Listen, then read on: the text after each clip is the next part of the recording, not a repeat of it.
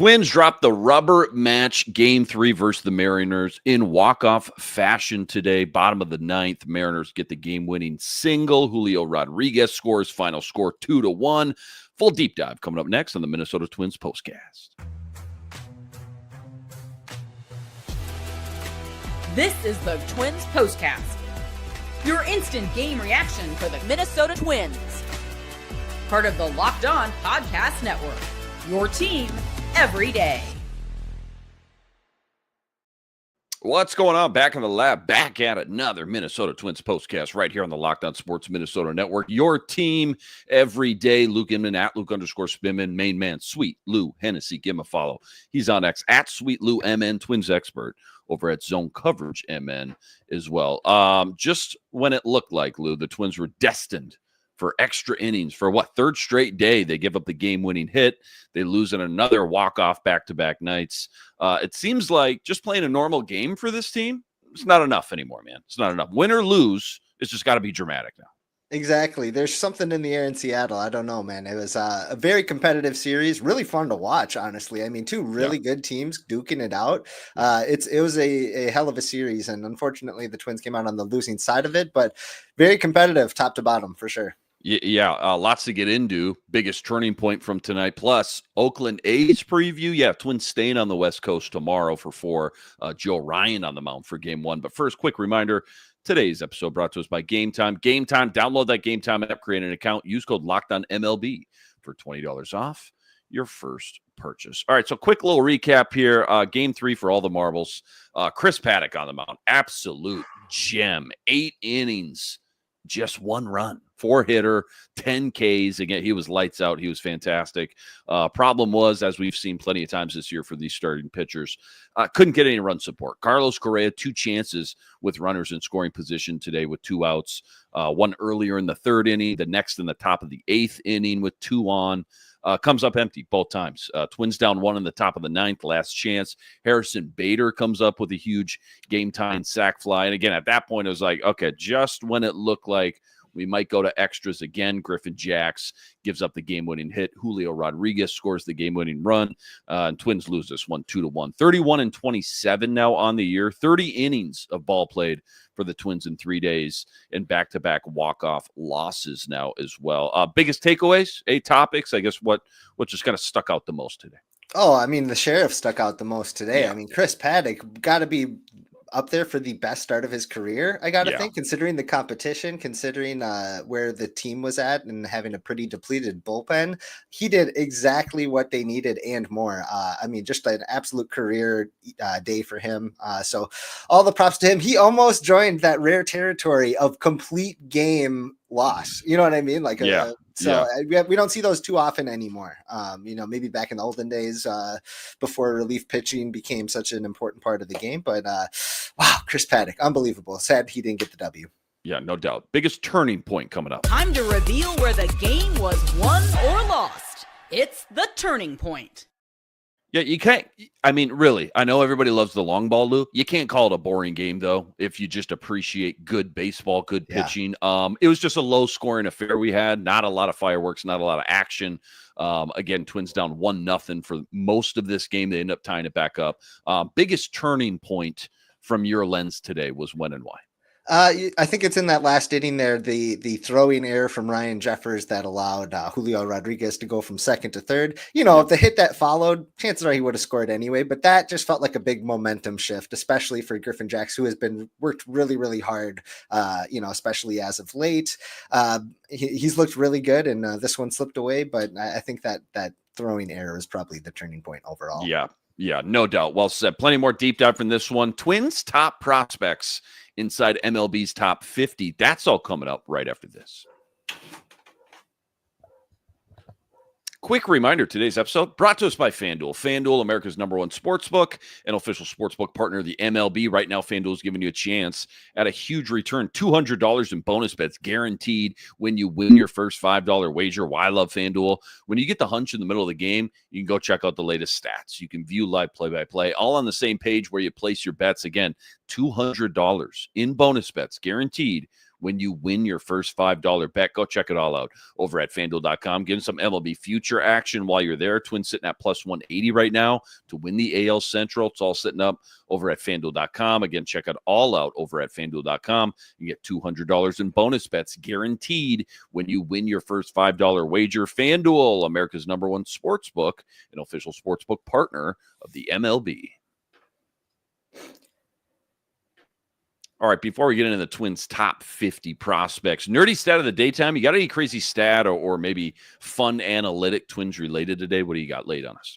This one is actually for a Seattle Mariner, but I'm talking about the big dumper himself, Cal Raleigh. Unbelievable just what he's been able to do top to bottom this whole season. I mean, since the garbage man. Just taking out the trash this year. I can't wait to hear this stat. Go ahead. Okay, so Cal Raleigh is batting .542 on the first pitch of at-bats this season. He hit that home run today on the first pitch of that at-bat. So he's batting .542 on the year on the first pitches of the at-bats, and he's hit 15 home runs on the first pitch of the at-bats since the start of last season. Both of those, second best in Major League Baseball. Can you guess who number one is? Aaron Judge. It is Aaron Judge. Unbelievable what the big dumper has been able to do from the defensive side of the plate too. He plays a premium position. Yeah. He won a Gold Glove I think he won the Platinum Glove last year, which means he was the top rated in the entire any position. So just really incredible kind of MVP caliber player that the Mariners have come up with, and the Twins saw exactly what makes him so dangerous today. Okay, you're the elite MLB mind. You're the baseball guru, but explain that first pitch stat to me, because for me it just feels like, okay, if this dude's red hot, on that first pitch, I'm not going to pitch him anything on that first pitch, right? Right. And I got to think that's got to come back to the mean a little bit throughout the rest of the season. You would think so, but I mean, even just looking at the pitch that he hit today for that home run, it was a curveball down and out of the zone. So it's like, what I'm sure Chris Paddack said, where am I supposed to put this guy? So you're right. I think, I don't expect him to hit 500 for the rest of his career or anything like that, but the Mariners will certainly take whatever they can get. Up on the Athletic right now, top 50 prospects in baseball. Twins got 3 on the list and then a 4th in the honorable mentions. You want to take a quick stab at the 4 for the Twins? Okay, I'm going Walker Jenkins, even though we have yet to see him play here. I'm guessing Emmanuel Rodriguez is still pretty high on that list. Yep. Gotta go. I think it was the guy you were talking about last night. You maybe wrote a little piece about him. I'm going with Mr. Kalen Culpepper, their first round pick from last year. That's 3. The 4th, are we going with the lefty, Connor Prelup? You nailed it. Yeah, you nailed it. Well done. You hit for the cycle right there. Walker Jenkins, 11. Emmanuel Rodriguez, 19. So Twins got 2 in the top 20 in baseball. Got to feel good about that. Kalen Culpepper, red hot stock right now, just rising. 45 on the list, and then Connor Prelup. Yeah, again, honorable mention. When you think about those 4, right, those 4 names, and the young core, I guess the Twins already have on the roster, the guys like Brooks Lee, etc. What do you think when it comes to the Twins' future? And I guess just their kind of core nucleus they've got to build around, like 1 to 10. What kind of shape, I guess, are the Twins in compared to, say, the rest of the league? Yeah, I don't think they're an elite company compared to the rest of the league necessarily, but they might be up there in the top 5 to 10, I would say, in terms of system rankings, especially with, like you said, the emergence of Kalen Culpepper, Connor Prelup, depending on what people think of him. And let's not forget about Luke Keeschel. I would put him in that kind of same group of course. So the future is very bright, and that maybe some of the guys, even just 1 or 2 of them, turns into, like you said, kind of cornerstones, how they're being projected right now. That's massive. And that's also huge for just assets at the trade deadline or in the offseason when you're looking at making a big move to supplement the MLB roster. So it's exciting all around, no doubt. Give me the top 1 or 2 teams that would be in the elite category. Like, I remember looking at these kind of rankings and lists last year. Detroit Tigers, everywhere in that top 3, top 5-ish. In fact, a lot of AL Central teams, the Cleveland Guardians, just had the number 1 overall pick in the last draft. So give me 1 or 2, teams or just names, I think, that I can put in the back of my mind and remember for the future in the ongoing years. I think you always got to look at the Los Angeles Dodgers just in Sure. terms of how they draft and develop players and trade for different assets at the right. Yeah. Of course, everybody thinks of the free agent deals that they've given out, but they've also been so good at player development over the years. So I'm always looking at them. Like you said, Cleveland is always really good at churning stuff out. And of course, the Tampa Bay Rays always seem to find a way to kind of compost and replenish their stock down in the minor leagues. Yeah, makes a lot of sense. Don't go anywhere. West Coast trip continues for the Twins. Oakland A's starts tomorrow, 4-game series. Full preview coming up next. Quick reminder, today's episode also brought to us by Prize Picks. Prize Picks, America's #1 fantasy sports app with more than 10 million members to date. And for me and my money, it's just by far the easiest, most exciting way to get in on all the action while you watch your favorite sports and you watch your favorite players. So simple, too. All you got to do, you pick more or less on 2 or more player stats, and you watch the winnings roll in. Strikeouts, RBIs, home runs, stolen bases, you name it, they got it. Take your pick on more or less. Add them to your Prize Picks entry today. Plus, they now offer Apple Pay, quick and easy deposits into your account all season long. Download the Prize Picks app. Use code LOCKEDONMLB for $50 instantly with any $5 wager. All right, staying on the West Coast tomorrow, 4 versus the Oakland A's. Joe Ryan gets the call for game 1. Simplify a little bit. Number one thing you're thinking about or looking at as the Twins try to get back on track here a little bit, and maybe a just quick 30-second preview or scouting report on how the Oakland A's look this year. Well, the Twins are hitting the the formerly known as the Oakland A's at the right time. They're going to Sacramento here. They have lost something like 14 of their last 15 or something like that. I know they lost 10 in a row, and I think now they're already on a 9-game skid, something crazy like that. So they're hitting them at a good time. Joe Ryan is going to need to keep the ball in the ballpark tomorrow. That's going to be key for him. This minor league ballpark that the A's are playing at in Sacramento has been playing a lot like Coors Field in Denver. So, a lot of home runs, a lot of distance on some of these balls. It just continues to carry. So Joe Ryan is going to need to keep the ball in the ballpark if the Twins are going to be successful, especially with an offensive group that's been, pretty inconsistent over the last couple of weeks here. You mentioned Luke Keyshaw. Can I get another injury report update on him and just any other roster moves or injury updates, etc., that maybe we can keep tabs on as the weeks continue on? Yeah, Keyshaw, it's going to be a while for him. I think when he broke his arm, I think that they didn't even put a timeline on it, but I think that sort of recovery is usually about 8 weeks before you can even start doing baseball activities. So I think they'll probably aim for sometime in July, hopefully, but they're going to want to get it right before rushing him back in. Yeah, no doubt.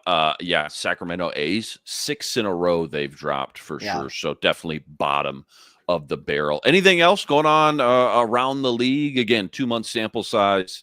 Still a long way to go, but still, we got something to chew on now. I know we talked about Aaron Judge the other day. How about the AL Central specifically? How have they looked? Any noteworthy observations from the past week or so since we kind of last touched base on teams like the Tigers, Guardians, Royals?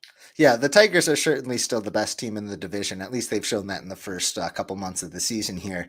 Just a really exciting offensive core that started to emerge for them. And with the rebound season from somebody like Javi Baez, who his people thought were all but lost. And if he continued on the trek that he was on, I'm not sure he would have finished the year with the Tigers, but he's been completely resurgent, even playing some center field for them. So the Tigers are definitely the class of the division here.